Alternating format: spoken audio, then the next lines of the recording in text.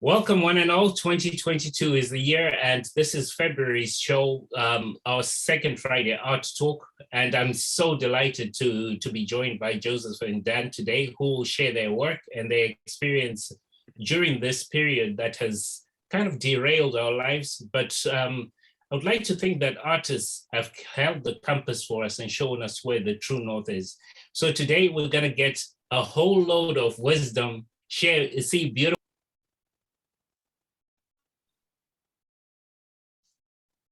Your sound cut out. Yeah, mute.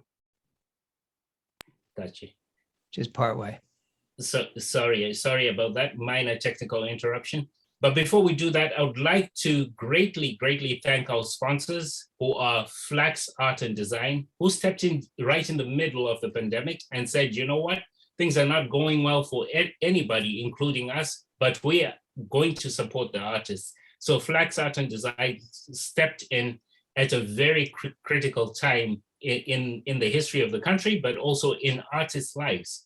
And so did Alameda Municipal Power, who stepped in and said they want to support this cultural aspect and make sure that artists are heard and seen.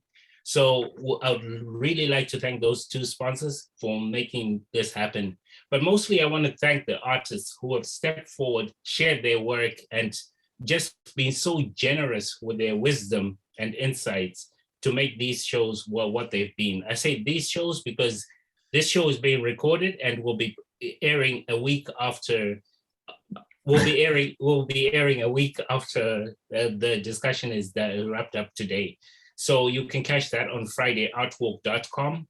Once again, FridayArtWalk.com. That's where you can find these shows, including the artists' biographies and samples of their work, plus contact information for the artists. So this is a catch-all for artists who've been on this show.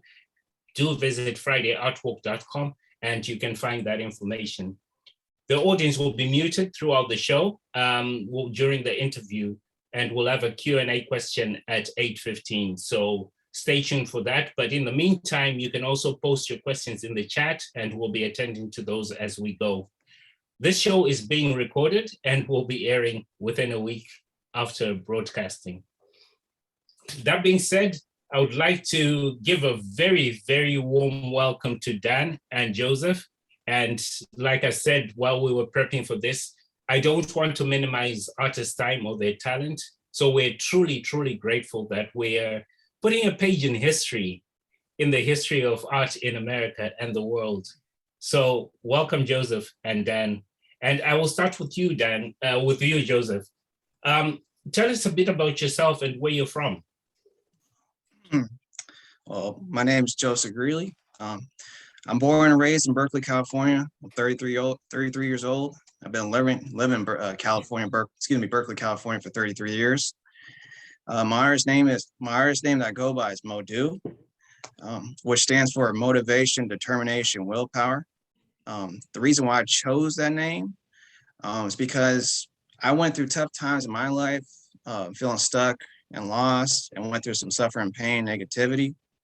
And I wasn't really sure what my purpose was or where my life was going. And I really didn't have any direction. And I know sometimes it can feel like that for other people in life, where you're not sure what your journey is, what your path is, or what your purpose is. And what I figured out over the time, my short times that I've been here on this planet, and thankfully I'm still here, is the only way I believe is to figure it out. I mean, to figure out who you are, what your purpose and journey is that you have to be motivated and determined to make a change in your life in order to better it, and move in a positive direction in order to grow, not only as a person, but as a human being, to have character and be honorable. And I had a hard time, and I had a hard time doing that, and I had to figure that out along the way. And once I did that, I took a life in a different direction. I really started growing, started becoming more humble, started being more grateful, having more gratitude for life and where I was going. I actually feel rooted now, and excuse me. And I just followed my heart that took me into that direction. And it was tough in the beginning, as I said, but through all the bad experiences and good experiences, I'm grateful for it, because I wouldn't be who I am today. And I wouldn't be where I am right now, talking to you and meeting you all and explaining myself, who I am, my life and my process and my journey. And I'm grateful, and and excuse me. And before this, I thought I was gonna be a professional lacrosse player. So I turned to an artist, and I don't have no regrets of not being a professional lacrosse player. I'm actually thankful that my life took me in this direction. And I'm blessed, and yeah, I'm just very grateful, because my whole thing is to try to help other people to see that when there's a will and there's a way, and to better themselves and to be able to grow through the pains that they have in life. Yeah, there could be some setbacks, as we all do, but we got to take it on the chin and not take it personal, because sometimes we do take it personal. When we do that, we stand still instead of moving forward with our life. And I believe if we just take it on the chin and keep moving forward, we'll keep growing, and we'll keep growing, but you'll keep growing to the best person yourself, and you'll see the light at the end of the tunnel instead of seeing darkness. Beautiful, Joseph. I love that. I'm going to jump back into there and talk more about why art, but thank you so much for sharing that. This will come in handy for a lot of us who are lost and wondering which direction to take. Thanks so much. And we'll get back to you with what inspired your art piece. And now I would like to open it up for Dan McGarrah. And he's, with his permission, I'll call him Dan. So Dan, please take it away. Tell us about yourself and where you're from. So I'm originally from the Philadelphia area, grew up near Philadelphia, and then went to a couple colleges, like a year each, liberal arts. But then I decided I wanted to get into photography. So at age 25, that's what got me out to California. I went to Brooks Institute of Photography in Santa Barbara. They don't exist anymore, but it was a really nice photography college, and what a great place to be for a couple of years, Santa Barbara. Oh my goodness. And so after Brooks, got a bachelor's in illustration photography, and I came up to San Francisco, and I did advertising photography for like 23 years or so. Mostly catalogs and stuff, so mostly product, but also some people stuff. And primarily as a hired gun for some agencies or places that would have a number of photographers, but I did some independent also, but worked on some fun catalogs, even the Sundance catalog out of Robert Redford's Resort, we shot that. And we did at the end, we did a couple catalogs for Cher. So I even got to show Polaroids to her. Most of my career was with film. So I'm 68, so I'm a little older than but so now I'm kind of retired from professional work, but I'm doing artwork that's photo based. So we'll talk more about the art later. But so and then actually, as the commercial photography was slowing down, then I actually had a carpet cleaning franchise for 13 years and was doing that, and lived in San Francisco for, I think, 37 years. But now for the past 3 years with my wife up in Martinez, East Bay, like you all are East Bay. That's why I joined this. And she's the tech teacher at the middle school, at Martinez Middle School. So that's how I got here and what what I've been doing. Awesome. Thank you so much for sharing, Dan. We'll dig deeper into that creative aspects a bit later on. Thanks so much for sharing. Would like to go on to the art now and dive right into it. The next question is, what inspired the piece in the art book? But you don't have to talk about the inspiration. Just take it away and tell us about the art piece. Joseph, you're on. So as soon as it comes on. Oh. And welcome to the guests in the audience. Thank you so much for joining us tonight. We appreciate you. All right, Joseph, take it away. At this time, I was in college, and I was in a very good place. I was in a positive place, very happy, humble, peaceful, positive, and I was in the very beginning stages of my art career. Um, I was feeling so good that I was trying to figure. I was feeling so excuse me. I was feeling so good that in my heart I had all this energy, and I was trying to figure out how to express that onto canvas. So, and not express this on a canvas, but also express it in an abstract way, but also have a subject to it. So, what I first did was I tried to go to, excuse me, I went to I went to college at NDNU, Belmont, San Mateo County. And what I tried to do was go to the San Mateo Hospital at that time to go actually look at a heart. And when I went over there, I didn't get that opportunity. They didn't dime me because I'm not a medical specialist or someone in the medical field. So I went back to college. I went back to the lab medical classes at the college. I went to go look at a plastic heart to see how the valves and artery worked, the veins, how they connected to the heart from outward into the chest, and also looked at books on the heart. And then what I did from there was, at the beginning, was made thick black lines from different sides of the canvas, brought it inward towards the abstract heart in order to have depth, but also try to make it also come to the foreground. And the colors I used in the heart were all the positive colors, colors that I was feeling within me, and the humbleness and positivity and the gratefulness. And so I used variations of brights and subtle colors. And as you can see, there's certain parts of the abstract heart. We can see the top of it. It has the artery valve, and then it has the veins coming from the outside inward, where the black lines come into the heart. And that's where I got my inspiration from, and that's where I was feeling at that time. And all, it took me about 6 months to make this, but it was definitely worth it. And I think this is my second year of painting, for what I remember. I wasn't painting consistently, but I was putting the hours in the studio at that time. And this is what I came out with. And everybody loves it from what I hear, and I'm really happy how it came out myself, because I was really trying to put my heart on the canvas, and it worked out very well.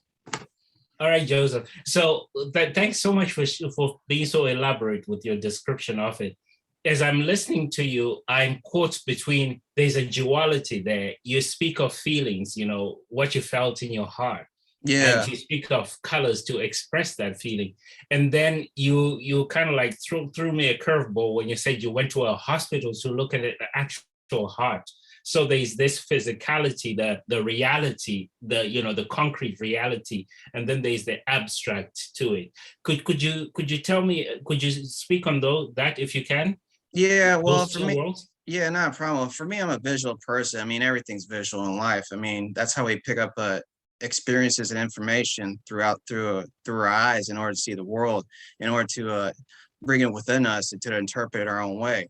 So those feelings and emotions I was feeling inside of me, I didn't know what actually heart looked like besides seeing on paper and possibly cartoons and stuff like that, or even web images. But for me, like I said, I'm a visual person. Even though that was visual, it wasn't visual enough. I like actually seeing the real thing, the physical thing itself, in order to actually have a real feel of what understanding and the physicalness of the heart, what it looks like. I mean, if I could have picked it up and like touched it and feel like how it worked and stuff, and even had a doctor explain to me, I would have been grateful for that. But when I tried to go to San Mateo Hospital to actually try to get that experience, they denied me that experience, because I had to be a medical professor or someone in the medical field in order to get into that room where they kept the hearts at. And does that answer your question? It does indeed. It gives me a perspective on it. I'm just so fascinated by the way you hold the abstract and the concrete on the same level. You know, I tried to make you dissect the two, but you just kept them together. So I really appreciate that. Yeah, I I'm really sorry. appreciate. No, Well, no, no, no, no. Don't be okay. sorry. Sorry. It's actually a great thing because usually, well, let me speak for me. I've faced this thing where people say, well, it's abstract. What does it mean? You know, and they want me to concretize it. But I love the way you let it be what it is, and then you explain to me the concrete. Absolutely beautiful. Is there Thank you. anything else you want to add to it before we move on to Dan? No, I don't, no, I don't think so, unless you have another question for me to answer about it. I'd be more than glad to. Out of interest, Right. what are the dimensions? Oh, it's 4 by 4 feet. Excellent. Thank you. I Wow. appreciate it. Yeah, it took me 6 months. Like I said, I was beginning, my art career doing this stuff. I didn't, like I said, I thought I was gonna be a professional lacrosse player. I turned into an artist. I didn't think that was gonna happen, but it did. And I'm grateful for it. And it took me to the direction where I'm at now, sitting here talking with you guys, having this opportunity, not only to talk about myself as an artist, but also who I am, what I represent, and how I'm trying to make an impact in other people's lives, to show them when there's a will and there's a way, in order to move with their life in a positive direction instead of being stuck and stand. Awesome. Now I'm going to throw you a curveball since you said gave me permission. Go ahead. Where did that image come from? The abstract part itself. Yeah. It came from my mind. So I didn't draw this out or anything. I just painted as I went, or as I go, if I'm saying that correctly. So I just took what I felt in my heart and my mind and try to express that into the canvas itself. Like I said, I don't try to draw stuff out, because abstract expressionism is supposed to be from the body, heart, soul, and mind. So I really try to take all that stuff. Try to take those things and incorporate it into the piece itself, because I'm really trying to show people my true, genuine self from within onto the canvas. Beautifully said. No more questions. Actually, I'll have one more after Dan is shared. But thank you so much, Joseph. I appreciate that. Yeah. All right. We're moving on to Dan. What inspired the piece in the art piece in the art book? So is it coming up? It will come up shortly. While the art is getting ready to be put up, I would like to read some comments. Dan did comment, excellent color selection for you, Joseph. And Enoch also commented, that's good. Happy heart, spreading lots of love. Oh, that's a beautiful comment. Thank you, Enoch and Dan, for commenting on that. All right, moving on to Dan. Right. So to kind of describe this one, I have to get into it's part of a series. And the title of this one is Exhilarating Unformed Thought. But I have two concurrent series. So one is called Unformed Thoughts, and the other is Subliminal Processing. And they're both about like mental activity in the mind. So unformed thoughts are supposed to be images that are reflective of conscious thoughts that are midway in the process of forming. So, a thought in your, when in your mind, it's not instantaneous, it may be a real brief amount of time, but there's amount of time that a thought forms. And so midway through that brief period of time, it's and the unformed thoughts are conscious thoughts that are midway forming. And then I have ones that are just numbered and ones that are named, like this, exhilarating, that the numbered ones are ones that are still have a ways to go to the point where, you can tell what they're about, because I have, like I say in my artist statement, ones that are the whole range of from caring to antagonistic, harsh to gentle, and So then the ones that are named are ones that, for me anyway, are reflective of a thought that's further along. And then each one, I use one single descriptive word. It's never a noun, just a descriptive word that kind of gets the sense or the, feeling or, of what I think of the forming thought is. And then just to follow through on the, this is from the Unformed Thought series, but the subliminal processing is, as opposed to conscious thoughts, those are, subconscious thoughts that, are totally uncontrolled and largely inaccessible. And so that's what that, but I kind of am working on both series at once. And I actually have them, so since I create them from photographs, always of plants. Initially, it was primarily trees, but I've, progressed to all kinds of plants. And this is obviously like a bush with flowers. And I don't know if I back this up. So then, it's created digitally on a computer. So as far as artwork, I have them printed by a lab, and I offer limited editions and usually 3 different sizes that I list on the website, that are available.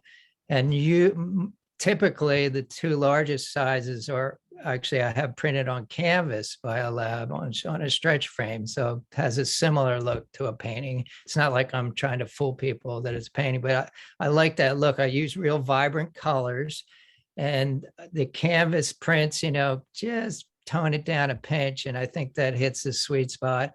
And then I also like the canvas doesn't like get glare like frame pieces behind glass and all that. There's no glare and all that. And I actually have a print of this here. I don't know if they'll be able to see that, but here's a big print. I don't know if that's visible to the people, but let's see what else. So yeah, that's what I do. In fact, that one is, I think, like the print I have here is about 33 inches tall and 28 inches wide. It costs a bit to, archival canvas prints. I use Scale Up in San Francisco, but I have my biggest print, that one that's behind me when we're talking, was one of them is 40 by 60, but that costs like $450, cost me. So very expensive. In terms of time, like Joseph's painting, it was over 6 months. The ones that I've spent the most time on have taken as much as 20 hours, but never in one straight stretch. I work, that was probably 5 or 6 or 7 little times that I worked on it. And, kind of how it goes with most of mine is I don't have a like Joseph, I don't have a preconceived like what the final artwork is going to look like. I start working on, I start with a photo that I've taken of plants, and I just start doing things with it. And, if that works, then all right. If it doesn't work, then I back off and go another direction, so I'm trying to make the best possible artwork. I'm not, so I don't have a preconceived destination for it. I experiment, and whatever seems like it's making it a better artwork, that's what I do. And, but I probably spend often 20% of my time doing the broad brush stroke of kind of what it's going to look like, kind of the basic, the primary look of it. And then I spend 80% of my time changing or taking away every little thing that makes it less than what it could be. So, all right, Dan. it's actually, it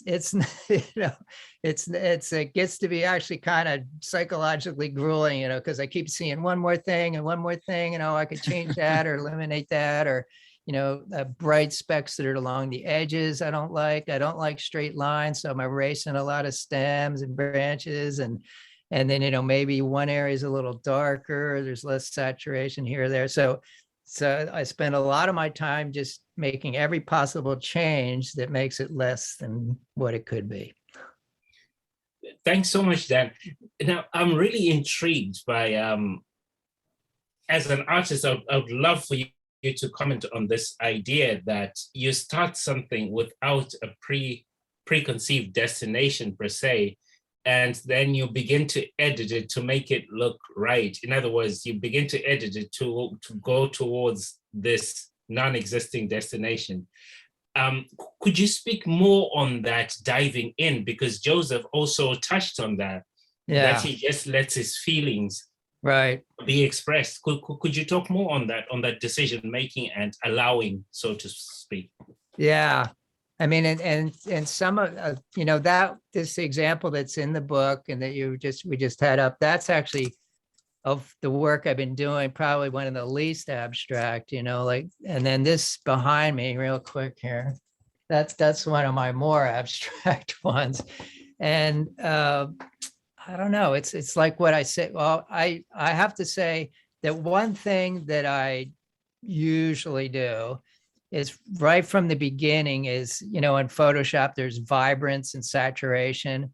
I usually push vibrance all the way up and saturation near or at 100%, you know, so I really zap up the colors. So there's real difference between the colors, you know. And then with selective color, you can kind of change any individual color to some extent, but you know, like I said before, that I'll do things and then, all right, does that make this a better artwork or not? Or does that seem like it's going in the right direction? But also I'll experiment and do things, you know, so sometimes, for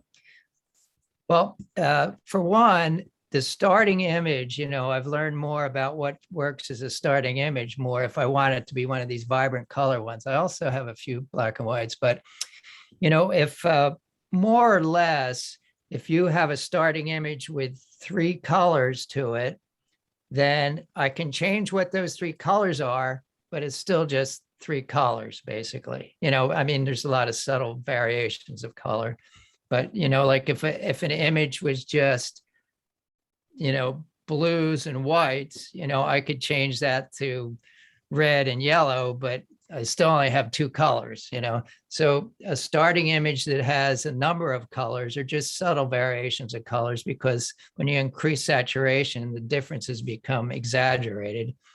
Then I have something that I can get more of this out of, you know, if I start with something with more colors.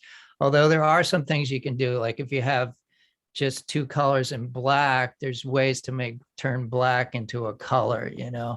So those are done in Photoshop with what's called the adjustment called selective color. So I can pick blue and just affect that. There are limits to it. It's not like you can just take blue and just make them totally over red. You know, there's a limit to what you can do, but you can do quite a bit. And like with black, if you lower, sorry, give me a second. Like say if you lower green, yellow, that's one of the things that works best. So less yellow within the black makes it look blue. So then all the black areas become blue, which often that works well, because yellow in light is red plus green. You know, colors, the primary colors for light, you know, and for paint are different, you know. So red and green light makes yellow, but it doesn't work that way with paint. We know paint is more like the subtractive colors, cyan, magenta, yellow, and black. But the primary colors for light are red, green, and blue. And most of the combinations make sense, you know, like green and blue, it's kind of looks cyan, or red and blue, you know, it's kind of like a magenta, you know, but the one that isn't logical, as you wouldn't think, is where if you have a red like spotlight of light and green where they overlap, it's going to be yellow, which is not, you know, intuitively what people would think, you know. But with paint, you know, red and green, it's going to make kind of a a brown or something, or purple brown. Awesome. But I'm diverging. But Oh. yeah, so I and also you can invert. So you can take an image, and I think I did that with this one behind me, and then invert, and then every single color becomes the opposite, and then also light areas become, how light it is becomes how dark it is, and areas that were dark become real dark, become white, and then so you can fool around. Like if you could take with the original one, increase the saturation, change the color of the blacks, and then invert it, and then change the color of the new blacks on the inverted one, and then all of a sudden you are kind of adding colors. Okay, thanks so much for that elaborate yeah, sorry. description. No. This is your show. Like I mentioned in the beginning, no need for apologies. What I love about it is that there's knowledge about the material or the tools, and then there's the fooling around and playing around with it. I really love that elaborate the description of this process. Yeah, I thought it would be interesting because I'm sure most of the people here do paintings, which is a different process, but this is something different. But printing, like I get these printed on, from often people from paintings and stuff offer limited edition prints. And you could even do limited edition canvas things. I don't know if that would be weird or not, but anyway. I would love to come back to you about limited edition stuff in the digital world later. But before we get to that, I would love to hear how this period that we're living in now impacted you both. And feel free to speak. Feel free to speak freely on that. That's a tongue twister. And I will start with you, Joseph. So the last 2 years we're going on 3 years now, have been really tough for people in general. How did it impact you as a creator, as an artist? At first, it was tough, and the reason why I say it was tough is because I'll be honest, my mom got breast cancer during the pandemic, so I found a studio in August when the pandemic happened, art studio in a warehouse, which I was thankful for. My mom helped me out with that, which I'm really grateful for. So I was working in there in the studio, and later on, when I was also working at IKEA, late August, early September is where she got breast cancer, and that hit me hard. It didn't affect me not in a negative way, but as in I guess a sad way. Not depressed, but just angry and upset of why she got it, but at the same time, I had to realize that I can't ponder those feelings of anger, upsetness, or sadness. And what I could do best was to be positive, as I try to, at my best, and be positive with the situation of what happened. So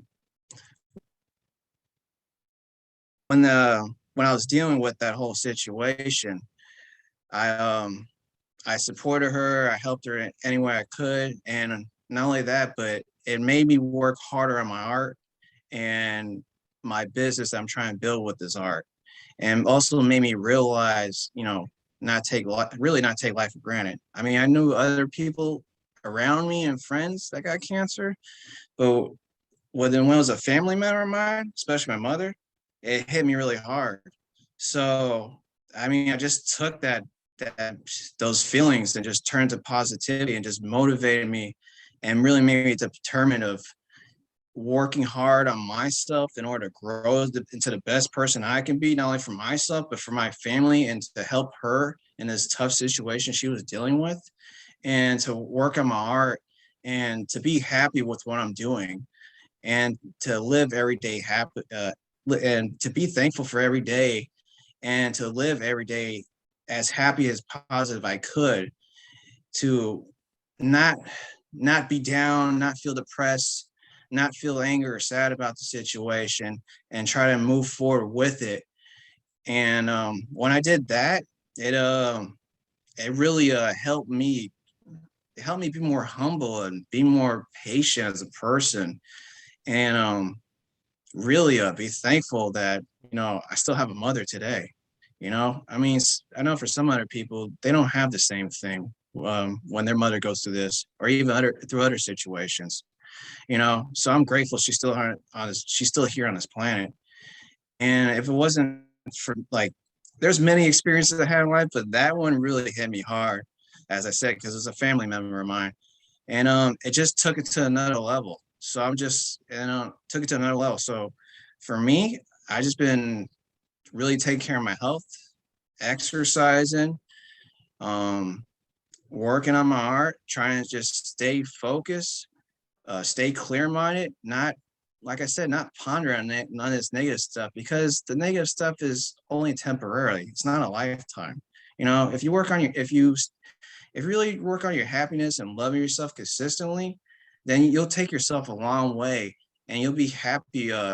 You'll be happy that there's a new day to look forward to every day. And that's what the pandemic did to me.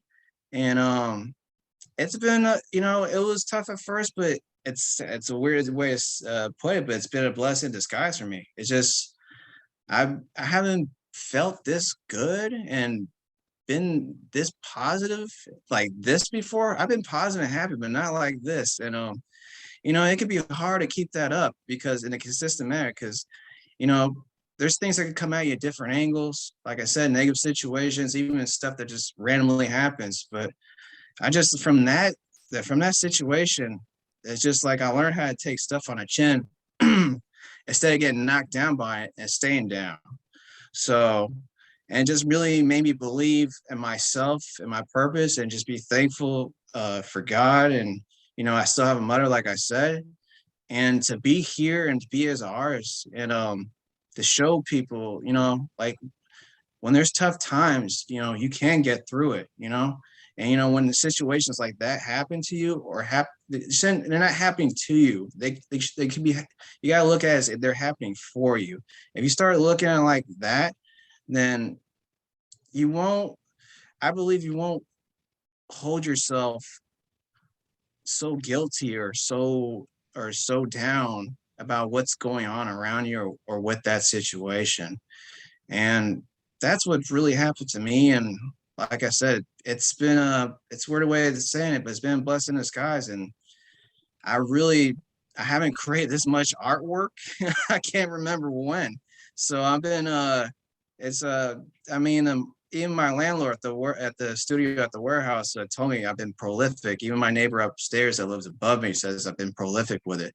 It's like it's very nice to hear that I've been so prolific, because all I want to do is not only be successful, but be happy and do what I love to do, in order to take care of myself, take care of my family, and really give back to the community one day. And that's what I'm looking forward to in the future. Thank you, Joseph. You're welcome. Enough said. While we let that just sink in, I really want to repeat the phrase you said. It's not what happens to you, but what happens for you. Thank you so much. That's really uplifting and encouraging.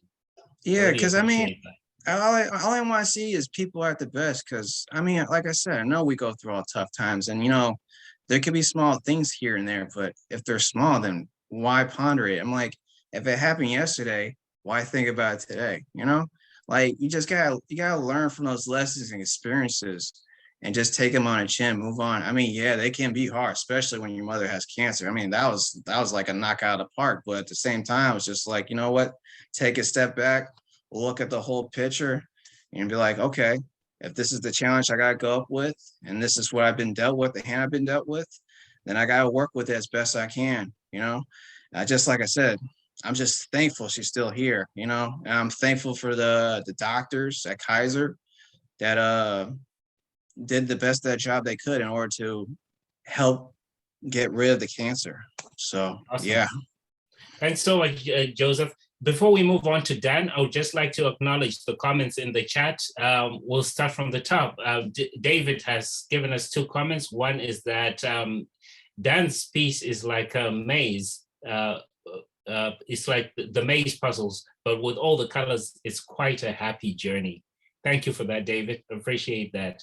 Cheryl loves your colors, Joseph, and asks what medium you responded. It's acrylic on canvas. Thank you for that.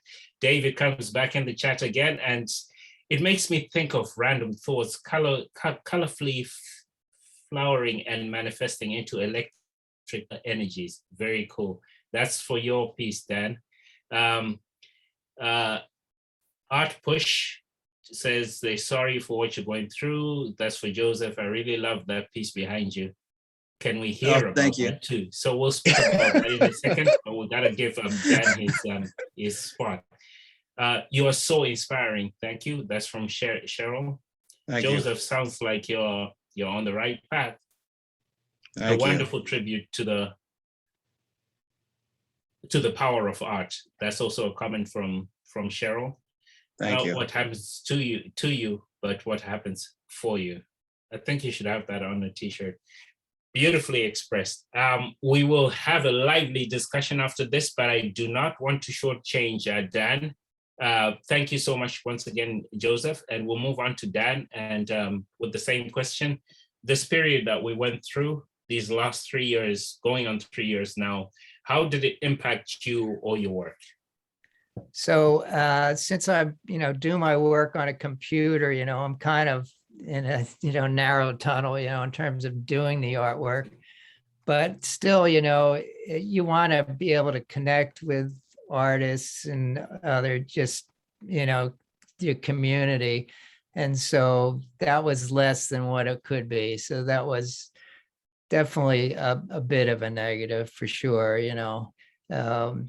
and also for me, actually, also one of the biggest things in this past period was also a kind of a personal issue is, and without going on, but in February of 2020, I had a pretty severe grand mal seizure, which I don't remember anything about.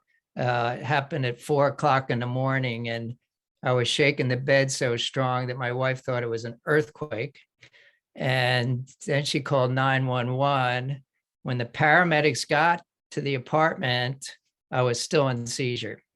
That's like 10 minutes later. That's not good. In fact, recently I've heard a couple of places that fairly often can be fatal that long. And then I was in ER like 6 hours. And so, as a permanent result from the seizure, I get emotional fairly easy, which, that's kind of tough, but I'll take that over the opposite of being totally apathetic, so I'll take that over the opposite. I lost massive amounts of long-term memory. So from a couple of months after the seizure and then going back maybe like 25 years, there's just little specks of things here and there that I remember. Our kids are 21 and 25. I really only remember our kids as adults. I don't remember our kids as kids. I have, there's pictures of them. We have pictures, albums, and all that stuff, but I don't remember doing stuff with them or them doing stuff. I don't, most people say, I always remember even when they're like 4, I always remember them partly as kids, but I don't remember them as kids. I just remember them as adults, but it is what it is. And then short-term memory's kind of glitchy too. And so that's the toughest one, to be honest, but I've kind of become accepting of the long-term thing. But, and it seems like since that seizure, I've had more of a, can't think of the right word, I've been more attracted to abstract art. And so there's probably some kind of brain thing going on there that, post seizure, abstract seems to have more of an appeal or more I'm there more on it, not just mine, but Jackson Pollock and Gerhard Richter. Gerhard Richter just turned 90 years old and he's still doing artwork, and he's one of the greats, Gerhard Richter. But so that's that's kind of my story. Yeah, the pandemic was kind of a bummer, not being able to connect with people, but yeah, and the past 2 years for me also, it was kind of the biggest thing was that personal issue.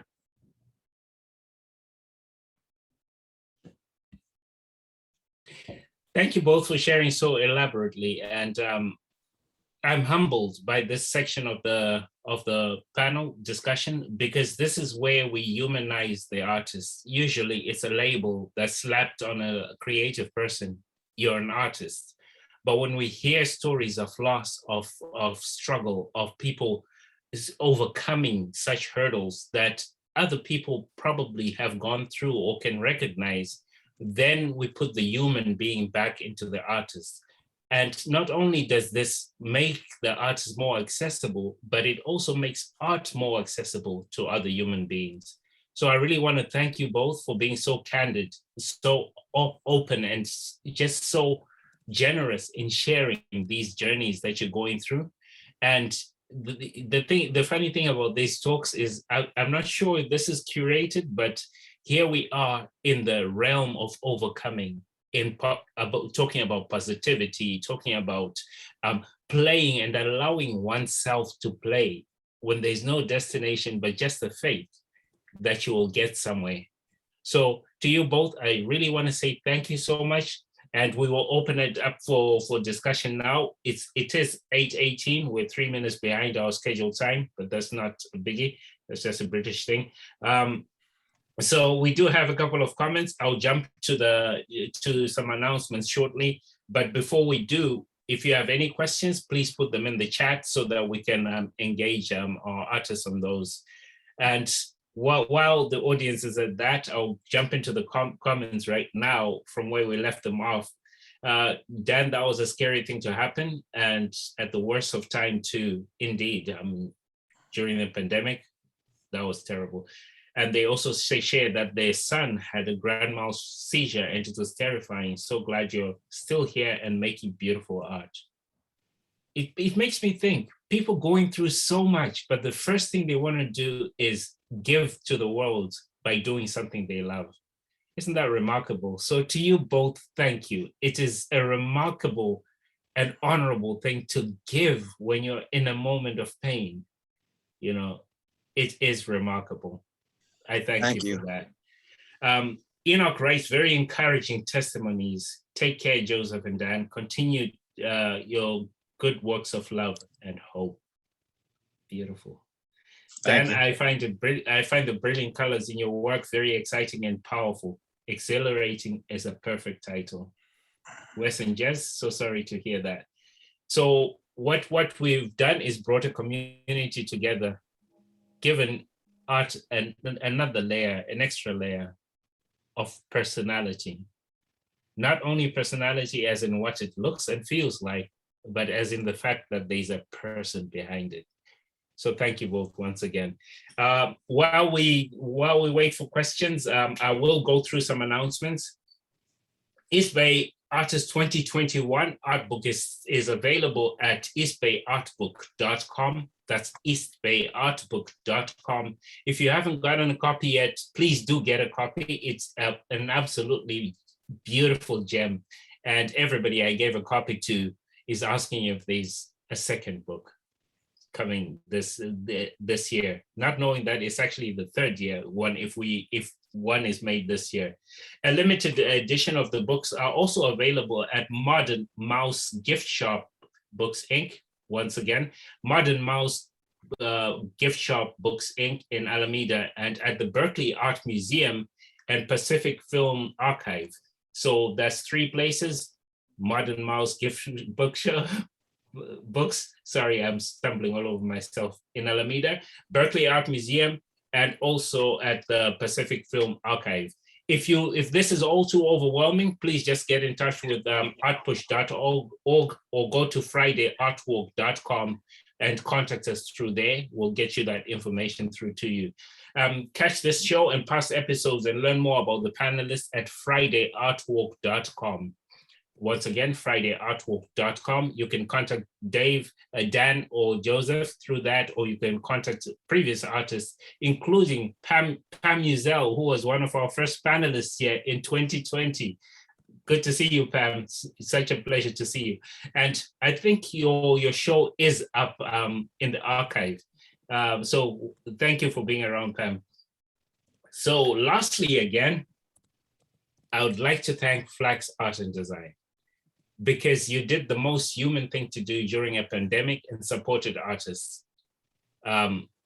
We cannot say enough about that, about the businesses that see the creativity in our community and standing behind them. So thank you so much, Flax Art and Design, and also Alameda Municipal Power for stepping up and supporting artists in the East Bay.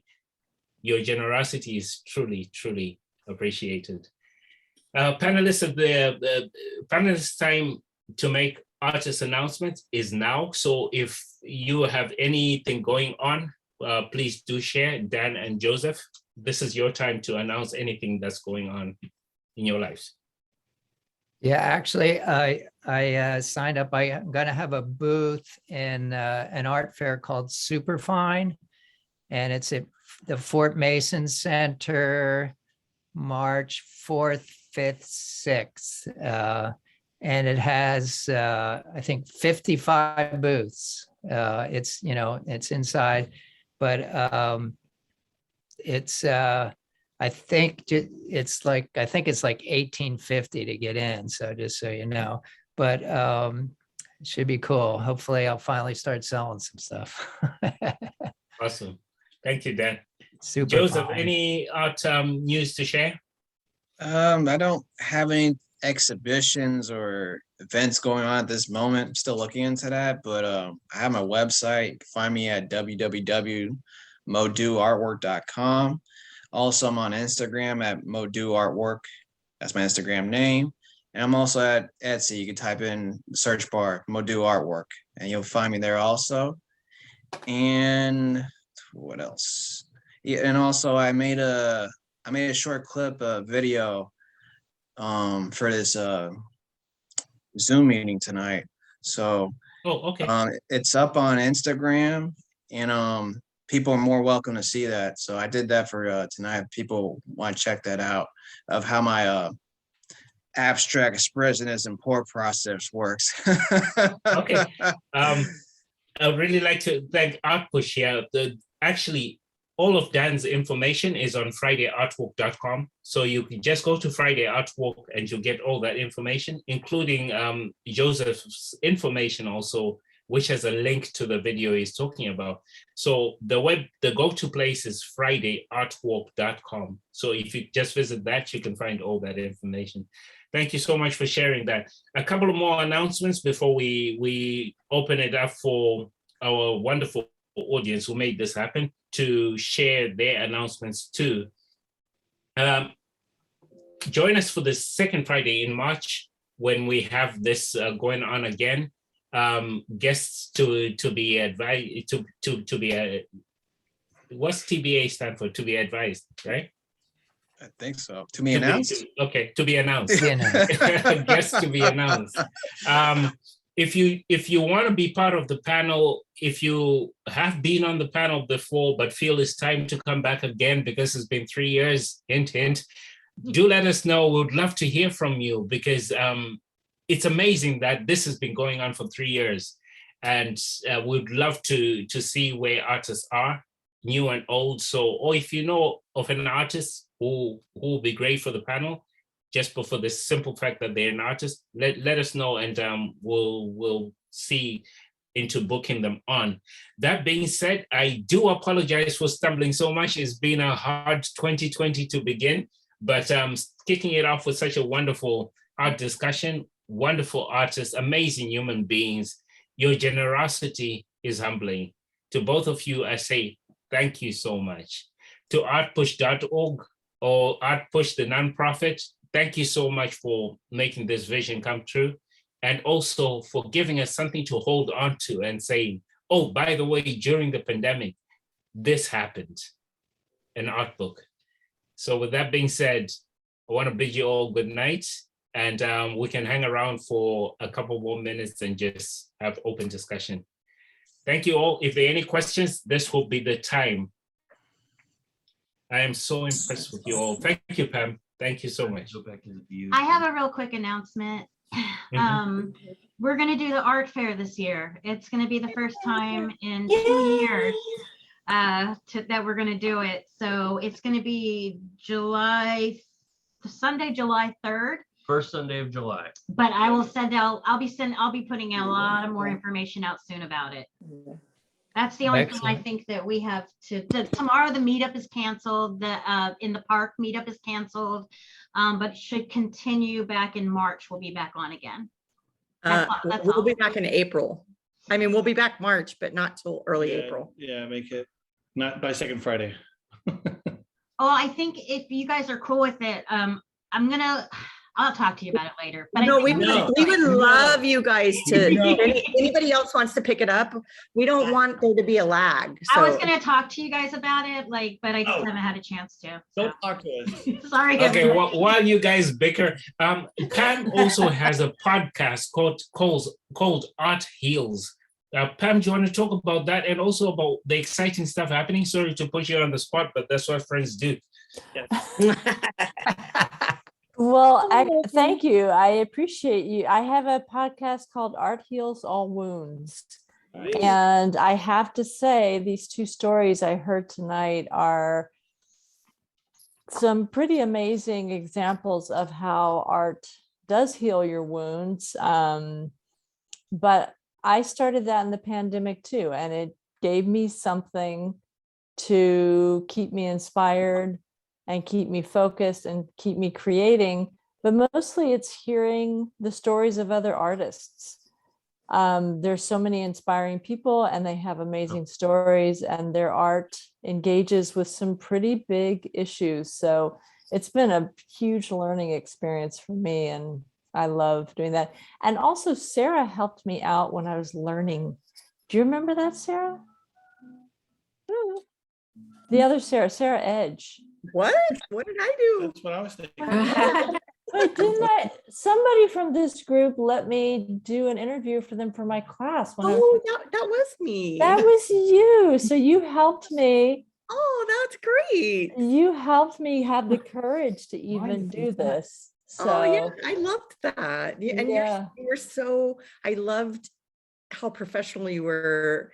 You sounded like exactly like NPR. It was Oh, that's so funny. That's very sweet. I love it. Yeah. Comes full I do a circle. lot of podcasts, so I Oh. loved it. Yeah, well, yeah, it's been so fun to do it. Victor has told me he will be a guest on it. We just have to figure out the day. Because Victor never fails to inspire me. Yeah. I'd like to be a guest. I You think know, I just followed you on Instagram. Okay, cool. Yeah, let me know. I'd like to be a guest in the future. It'd be my honor. Well, send me a message to remind me. But I also will look at I just followed you on Instagram. All right. Yeah. I'll do that right back in a moment. Okay. Okay. All right, so sorry to be moderator here, but Sarah and the other Sarah with an H has their hand up. Go ahead, Sarah. Hi. I just have a question for you guys. If I'm considering path of the artist, how do you guys, like you said, you have like websites and you put your art on Instagram. How do you prevent, like, especially if it's like photography, someone from like taking the photos and then reproducing them in a way you either, aren't comfortable with, or selling them in a different way? Or how do you, this is like one of my concerns, is how is like art able to like financially support you so that you can help your community, can help your family, and give this gift, but have some control, I guess, or not be so like your neck out, you know? I'd like to answer that first if I could. Hello? Go on. Okay. Well, for me, before I put my images up, before I put my images up, I use a free app called paint.net where I'm able to watermark the images. So I take the pictures, upload them to the computer. Then once I do that, I use the paint.net program, which is free. And I upload it to paint.net. And it's basically almost like, it's almost like Adobe. So it has most of the tools. And what I do is I make Thank you. I make a layer on top of the actual photo where I'm able to type in the copyright, my initials into the painting itself, and I make it small but not too small, and I also blur it into the actual image itself. So if someone tries to pull the image off the Instagram website, even Google, because the stuff shows up on Google itself if you search it. If someone tries to pull it off and tries to copy it, they're gonna have a difficult time doing that because they have to erase my copyright that's blurred within it and faded out along my initials and everything. Because I had a problem with that myself a while back before I even did the watermark. I didn't even think about that. And there was a person on Instagram. He asked me if he could post his stuff. Post my artwork on his Instagram profile. I said, for what? And he said, for my use. I was like, no. I said, no. I said, I appreciate you asking, but it's my stuff and you can't do that. And he said I did it anyway. So I was off the computer for about 6 or 7 months, and I was trying to talk to Instagram at that time. And I took screenshots of the conversation with my phone and everything like that and sent to Instagram as proof. But Instagram answers back to me were robot. So they didn't really help. And then I spoke to lawyers about it, and they the best thing I could do was at the end of the day was I had to take it like basically on the chin and move on with it, because I didn't really have any legal recourse, and since his account was private, I couldn't really see if he actually put on his account, and that's why I was trying to get in contact with Instagram. But Instagram, Facebook wasn't helpful at that time, and I had a difficult time dealing with that. And I just had to realize to just take it as a learning experience. And I spoke to other friends about it, and then they introduced me to this program called paint.net. And I've been using that since then in order to watermark my images before I post them up on my website or Instagram. And that's been working fine since then. So I haven't had any issues. I haven't had anyone ask me to, ask to post my work on their account. Yeah, so that's what I dealt with. Yeah, it could be very concerning and frustrating, especially when someone asks you and they do it anyway. And that was Sorry, scary. Joseph, I'll have to cut you off there. We have another hand up, but Go thank you ahead. for sharing that. Yeah. So the website is called paint.net. Yeah. For those who are interested in it.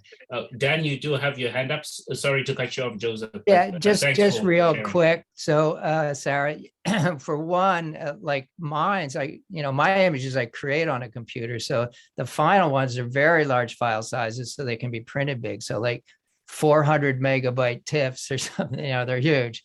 But, for Instagram, whatever you're putting on Instagram, make it like 1 megabyte.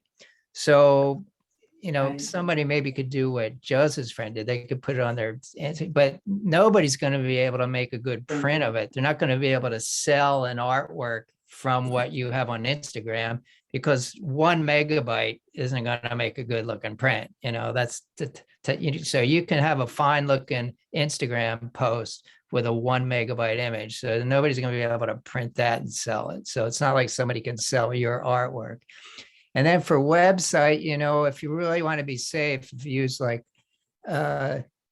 if you use Squarespace, like Square, that's going to cost you a little bit, but then they have real systems there, and theirs is real safe. And then you can also have commerce. So I want to write this down. Squarespace. Yes. Thank you. That's so helpful. And you said So, you make and they also have commerce on there that you can set up, and you can set up a private page that only people can look to, that you give a code for, password for. So like, say, if you don't want to put pricing on it because you don't want to compete with a gallery you're in, they don't want to compete with you, but for friends or something, you can have a price list on there. Or if you want to just do it for anybody, then they can go to a price list. And then you can actually get set up with Squarespace where you sell from the website, and you can even order a card reader. So that's what I'm going to have to do for this SuperFine Fair, because that's, I was with this women's gallery in San Francisco, but they sold the work, I wasn't selling directly. So they did the tax and all that. But you can even, from Square, they can send you a physical card reader for offsite. So anyway, that's my input. Dan, is it okay if people reach out and learn more about image security online, since you they can, but is that okay? I'm not an expert, Okay. Maybe I'm talking, I don't want to go too far because, to be honest, that I don't know a lot beyond that, but sure, I'll have pretty soon I'll have experience, because I'm going through the process of getting the business license just for art. And then you got to get the seller's permit. Business licensors are local. They're not the state. They're from the cities. And then the seller's permit related to taxes from the state. And then anyway. Awesome. Dan, did you say you make yours 400 to print? So it varies. 100 megabytes? It varies. I'm not actually making them quite as big, because the lab tells me, because I usually have to size them up, because from the camera, they're often maybe just like 30 or 40 megabytes. And then what I would do in Photoshop, what I heard is, if you want to size something up to hold best quality, size it up a little at a time. So maybe in 4 or 5 steps, I would size up a little more up to like around there. But now I'm just doing a little bit, because the lab tells me that they have a better quality system of sizing up images than that. So I let them, I tell them the size that I want it printed, and I let them size it up. What lab? Sorry, what lab? Scale Up. So they go by Scale Up Fine Art Printing, and they're in Dogpatch in San Francisco. For like really big prints and archival and all that, I really think maybe there's one, but pretty much there's 2 places, and they're both right in the same up, Scale Up or Light Source. And those, for doing large archival, high quality, and like these canvas prints that don't have rounded corners, like the cheap stuff you see in motels and hotels, and the image doesn't wrap around the edge and all, For high quality stuff, those Light Source and Scale Up are the way to go, I believe. Thank you. And I missed what you said about the taxes. So if you sell it to a gallery, do they buy like bulk and take care of taxes, or? No, normally with a gallery, you don't sell it to a gallery. They represent you. So the gallery has it for you. And then if the artwork sells, then you get your percentage, the gallery gets their percentage, but they deal with the taxes and all that. So you don't have to deal with any of that. You just get them the artwork with the gallery. And like, what is the commission? Is it worth going to a gallery? So for a nonprofit, like you could try San Francisco Women Artists, which is what I was with, and because they have men now too. It's probably a legal thing, and I don't even know if you have to be San Francisco, because I'm not anymore. They would take 35%, and you get 65%. But at a commercial gallery that's doing it as a business, and they got to pay rent and all that, and they're not getting, like big monies from the city or state, for being in a nonprofit organization, it's almost all of them are 50%. Wow. And they do tax, and so does San Francisco Women Artists. The tax and stuff is on top of that. So yeah, they would, so you would get 50% of the sale price. And All right, guys. so- I'm sorry to have to interrupt you, but I we know, it's will gone. have to round it off. It's been a long night. 2041. We 11 minutes over our time limit. However, I would appreciate it if people connected offline and carried on the conversation. We don't want it to end here. The whole purpose of this is to connect people so that that discussion doesn't die off once we leave the Zoom platform. With that being said, I'd like to say good night to you all, and I hope we will see you all in March when we have the March Art Talk Friday, second Friday Art Talk. For more information and to contact the artist, please go to fridayartwalk.com and you will find the artist there. It's way past my bedtime, and I must say thank you and good night. Good night. Thank you. Take care. Night. Thanks, Good buddy. night, Victor. Thank you. You did Thanks, a great everyone. job. Good night, Wonderful job. everybody. Good night. Thanks, take care. Good job, guys.